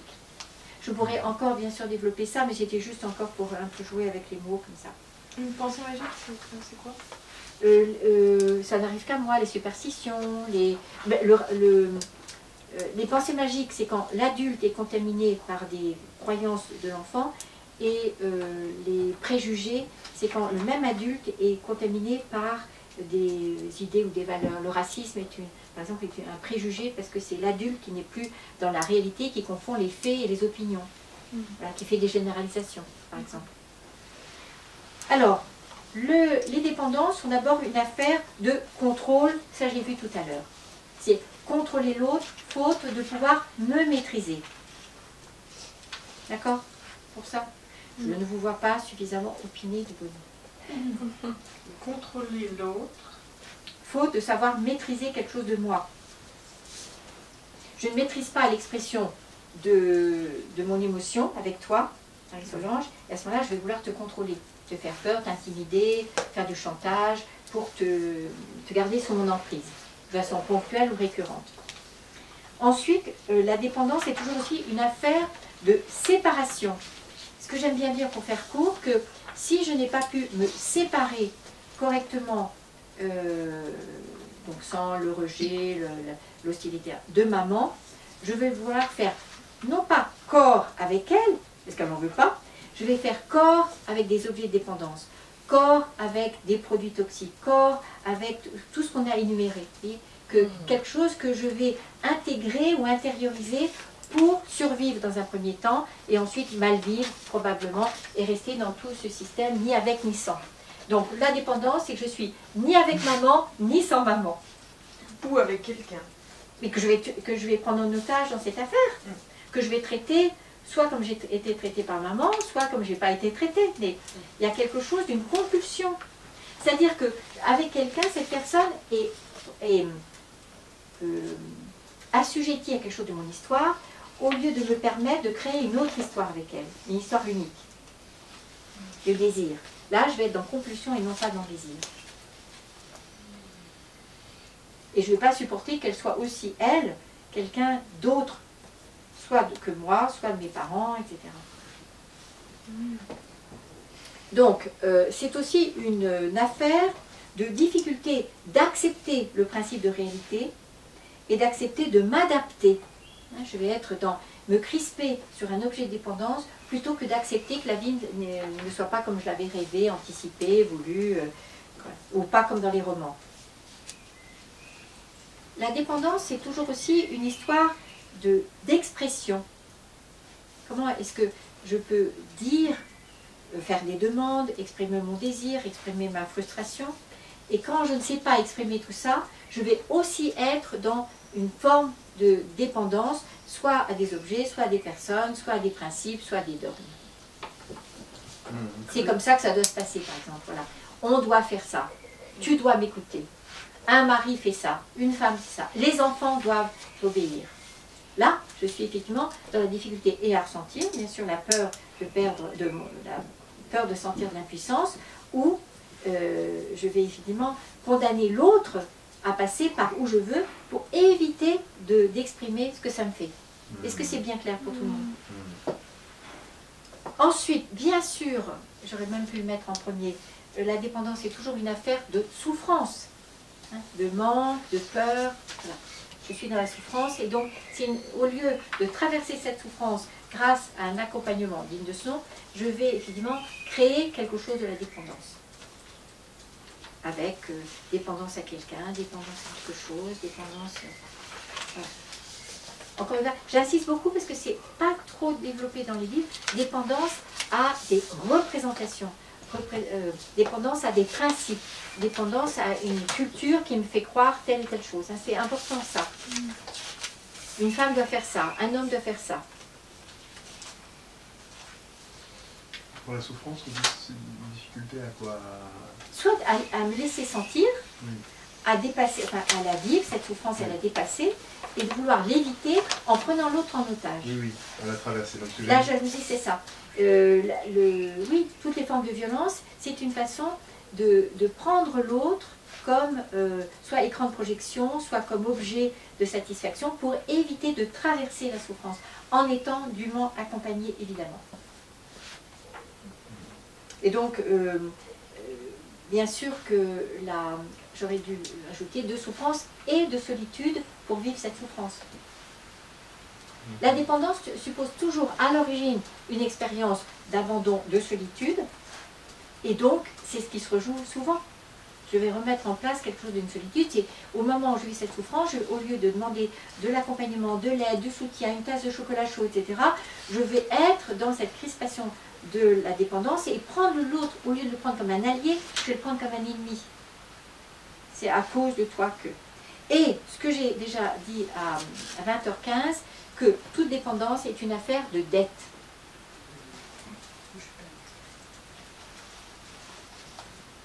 Donc, ça me sert à plusieurs choses, quel que soit l'objet. Moi, ce qui m'intéresse plus, c'est quelle est la fonction et quels sont les bénéfices de la dépendance. Ça va me permettre de m'évader déjà de quelque chose que je considère comme insupportable, comme invivable, comme mortel. Ça peut être une bonne ressource à un moment donné. Ce qui devient embêtant, c'est quand ça devient récurrent et quasiment que je choisisse cette façon de m'évader comme majeure, comme option privilégiée.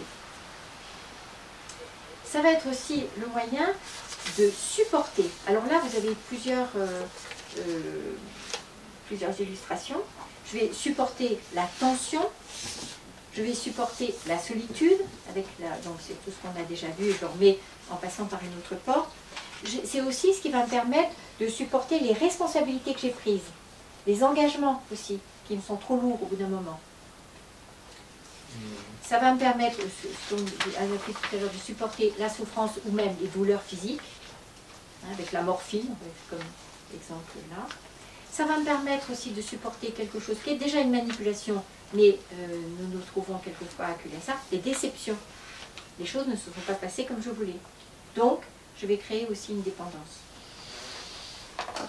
Alors, dépendance pour m'évader, dépendance avec tous les produits aussi, tout ça, dépendance pour supporter, mais aussi dépendance, je reviens à l'exemple que je donnais avec les JO, dépendance pour gagner, pour obtenir, pour être dans la performance dont on parlait tout à l'heure, et pour avoir un privilège ou un gain, ou un prix au sens propre ou figuré, ou être dans l'excellence.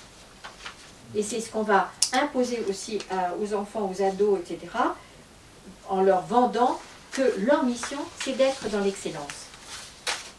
Donc ils vont acheter ça aussi, et là on voit aussi toutes les dépendances qu'ils vont créer, encore une fois, à des produits, à des croyances, à des façons de vivre.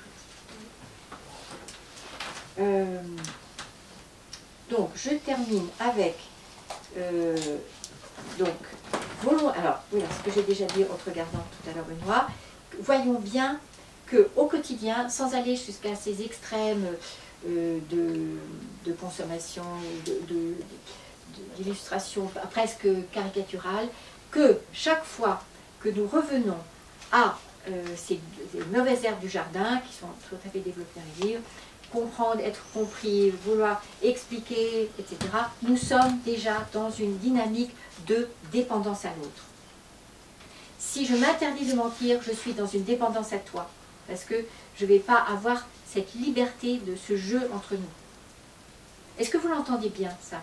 Hein? Qui sont moins posés dans les livres qui parlent de dépendance, mais qui sont dans notre réalité au quotidien. Chaque fois que je veux avoir raison, je suis dans une dépendance. Chaque fois que je veux être comprise, je suis dans une dépendance.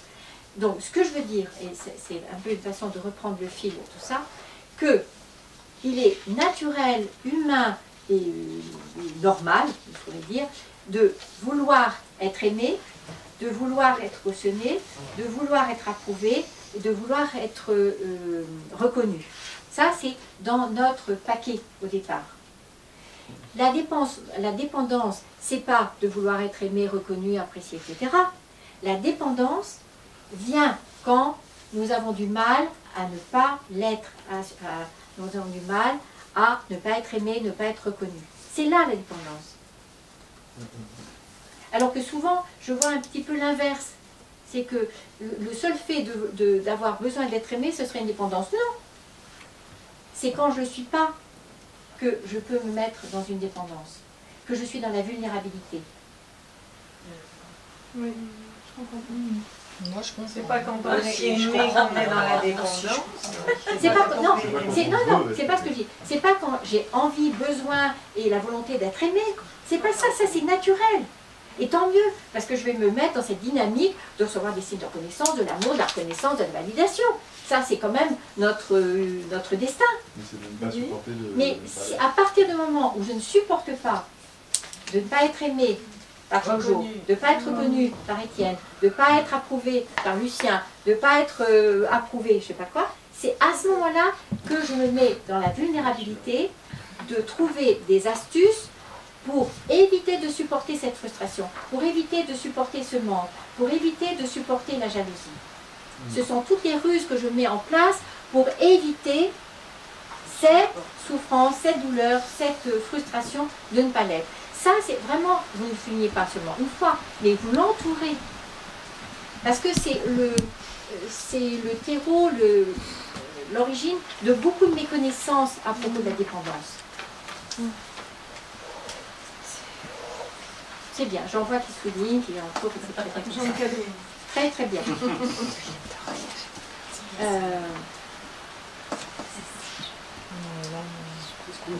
À réussir à supporter cette douleur. De grandir et d'être dans un principe de réalité et d'être dans la responsabilité de tout ce qui se passe pour moi, de ne pas être comme un robot qui aurait juste besoin d'être nourri, que c'est la méconnaissance, un des premiers dénis aussi de notre condition humaine.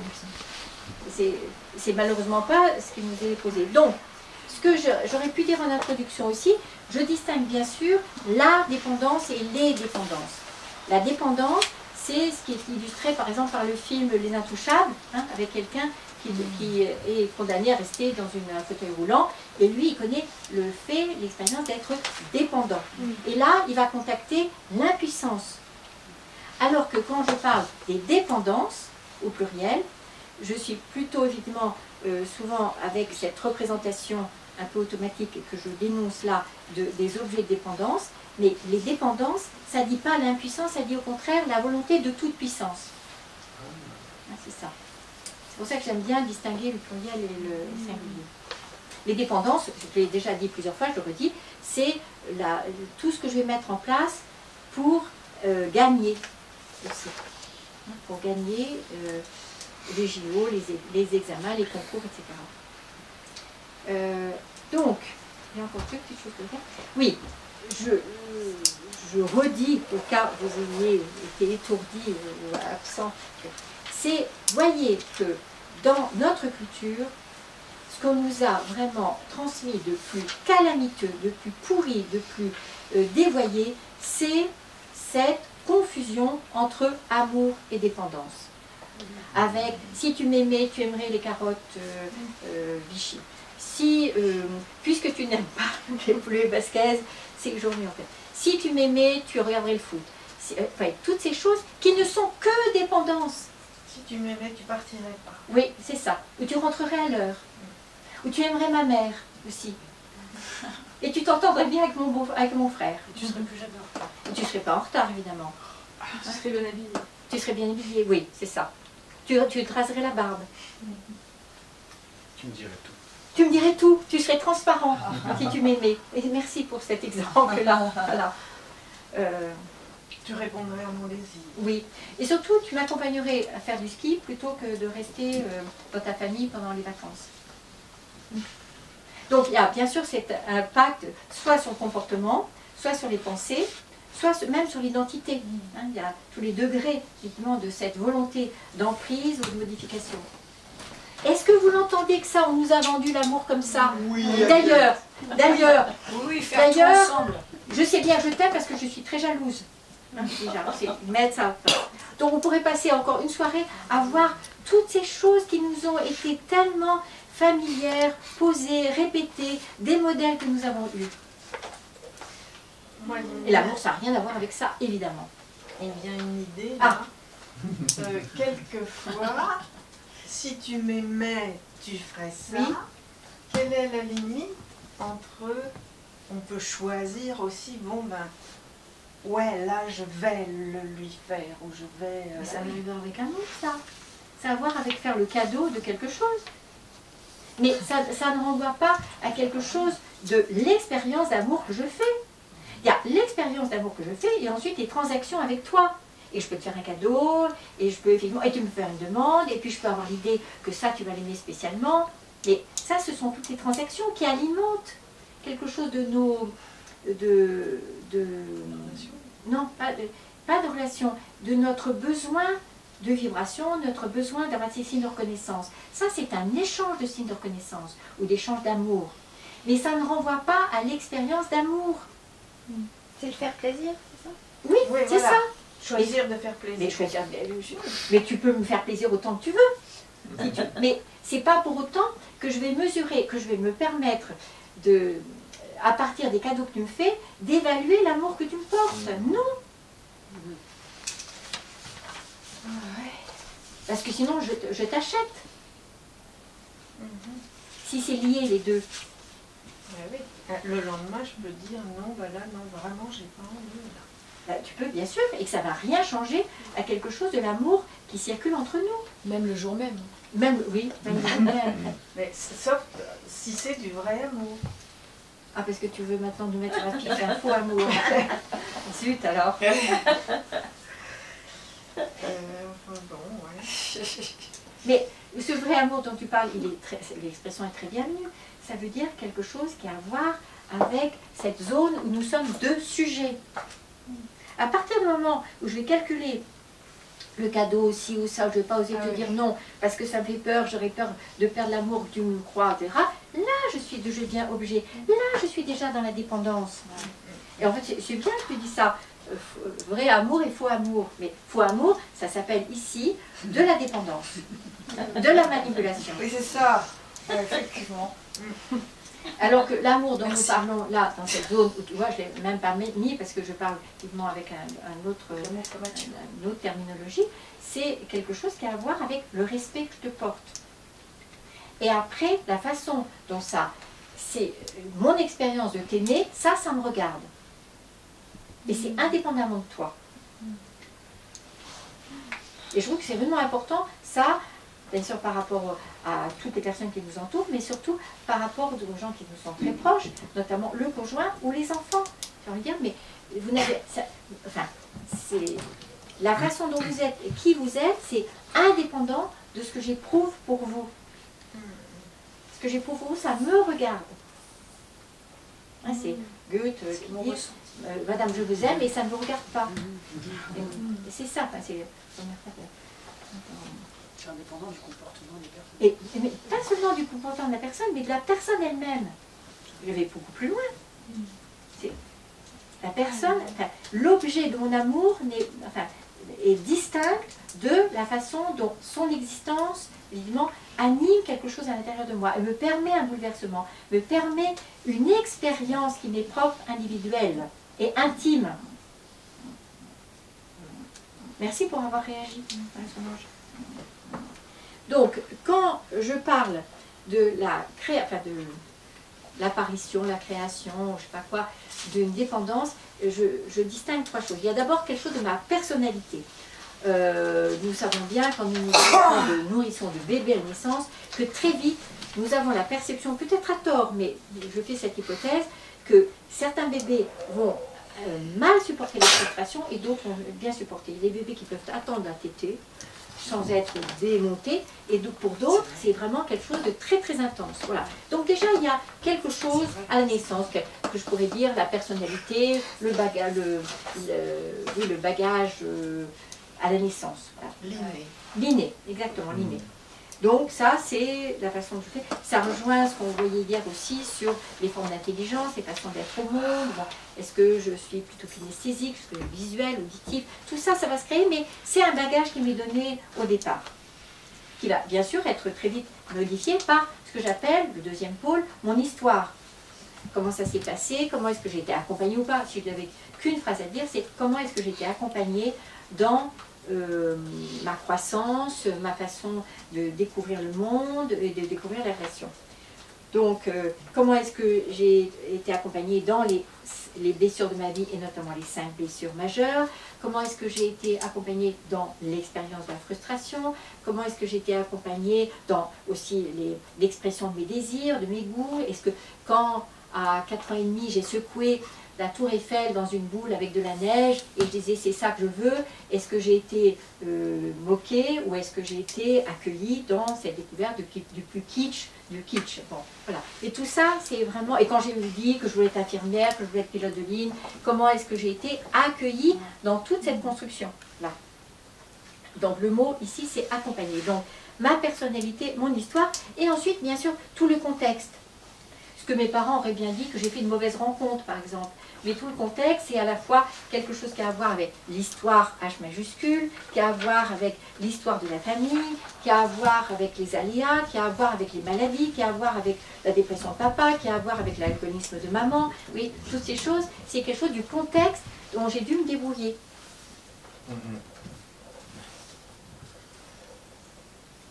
Donc, quand je parle de ce contexte, évidemment, ça rejoint bien sûr mon histoire, mais ça c'est plus personnel, le contexte familial, social, culturel, historique, politique, et j'en passe. Et tout ça va faire que je vais naviguer avec soit une vulnérabilité plus ou moins grande, soit évidemment des opportunités, surtout des modèles. Est-ce que dans la famille, effectivement, il y avait déjà des personnes qui étaient dépendantes d'un produit ou d'un autre? Est-ce qu'il y avait quelque chose qui était banalisé dans la consommation de telle chose? Est-ce qu'il y avait une attention particulière? Est-ce qu'il y avait, alors je reviens au magazine, au modèle, est-ce que l'attention était sur les vêtements, l'apparence, le poids, la façon de se comporter? Les fréquentations. Les fréquentations, les mauvaises fréquentations, surtout, tu en marqueras. Voilà, est-ce que c'était une famille modérée ou est-ce qu'il y avait pour faire des coups de grisou? Est-ce que c'était une famille qui fonctionnait avec des crises?